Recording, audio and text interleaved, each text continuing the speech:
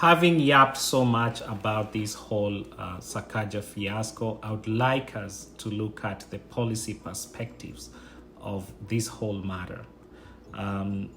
Because if we don't, then we will end up under the same problem. Because I always say that it's not individuals that desire to do bad things. It is the loopholes they see and decide to harness. And so we have to seal those loopholes.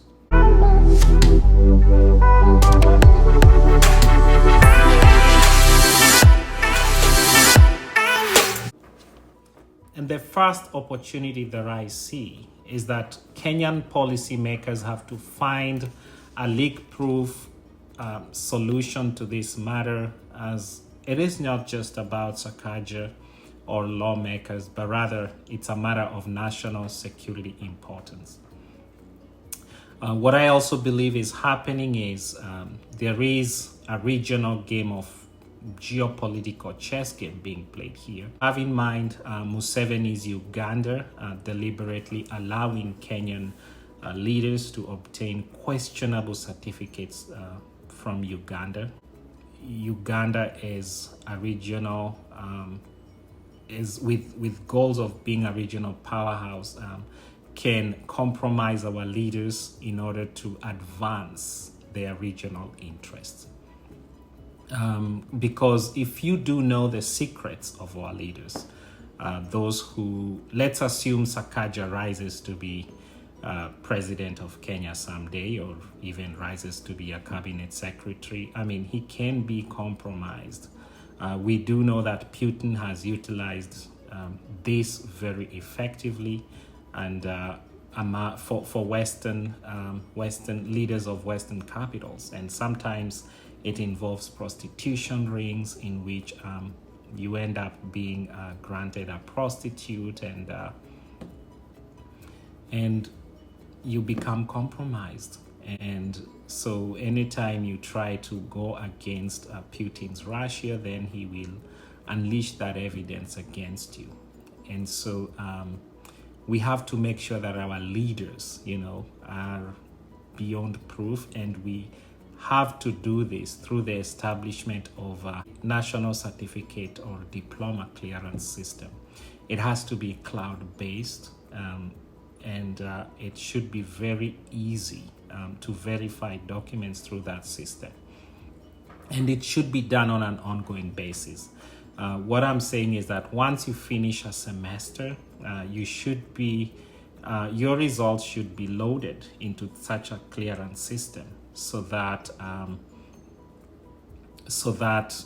if once you finish first year, for example, it should be like within a few weeks or days, they should have like say 90 days to submit your certificates. That way, if somebody is like in 2027 trying to do that, then it means that certificates should have started to stream in from about 2022 or 2023. So you're not just saying you have a PhD, but that you finished the first year, it was submitted, and there's a timestamp for that. That way we are not just having somebody coming up with a certificate. I think IEBC was right in front of the law that, Sakaja proved he has a degree. But we don't, unless CUE goes ahead and does an audit, sends people to go and audit whether Sakaja truly attended class, then it's gonna be very hard for us to verify that Sakaja truly did a degree. But for those degrees that are done in Kenya, in order for them to have authenticity, validity, and credibility around the world, then we must have a system that is, can be traced, like say, I know some employers here in the United States will not take certificates from Nigeria, for example, or India. They will turn them away, and they will tell you it's because they don't trust their systems. They don't trust that those degrees are genuine. And it has a history to it, because folks from there have been able to present fake certificates that turned out to be fake, that somebody says they've done analytical chemistry and they cannot use a high performance liquid chromatographer, so HPLC. That's a very basic technology.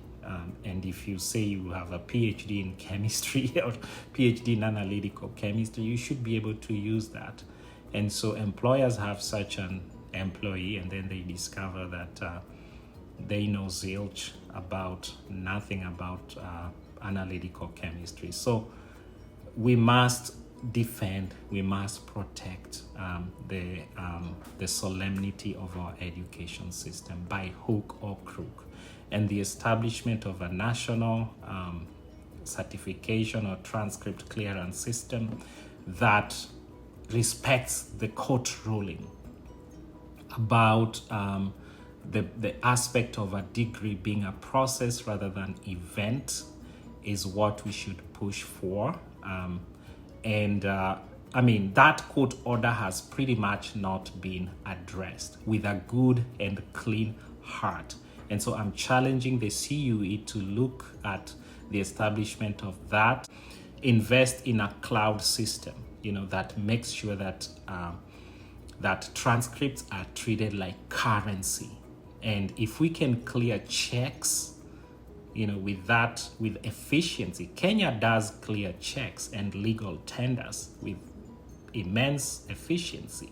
If you see a Kenyan, a clean 1,000 note, most of the cases, there'll be fake ones, but most of the cases, if you get it from a bank, it's genuine. The way Kenya processes checks is a very thorough process. And so if we did that with our degrees, then we will end up with a foolproof system that not many folks are going to do some shenanigans.